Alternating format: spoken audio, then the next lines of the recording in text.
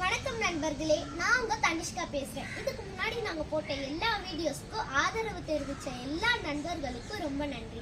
இன்னைக்கு நம்ம எதை பத்தி பார்க்க போறோம்னா காற்றை பத்தி பார்க்க போறோம்.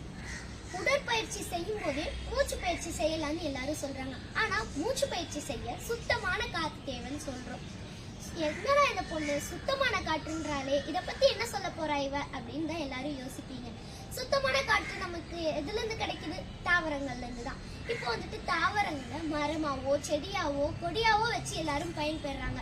இப்ப நாங்க எந்த மாதிரி செடிகளை எங்க மாடி தோட்டத்துல வச்சிருக்கோம், எங்க மாடி தோட்டம் எப்படிப்பட்டது, இத பத்திலாம் என் தம்பி உங்களுக்கு காமிப்பா. நன்றி.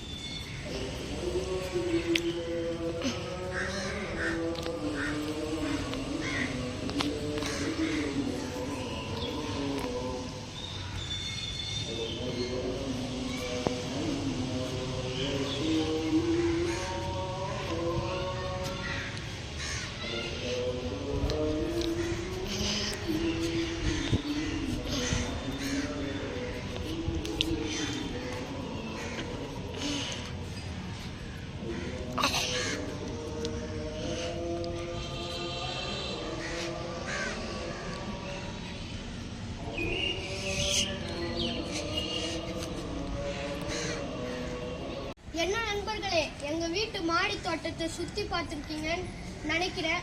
இப்போ நீங்களும் இந்த மாதிரி அழகான மாடி தோட்டத்தை அமைச்சு சுத்தமான காற்றை சுவாசிப்பீங்கன்னு நான் நம்புறேன்.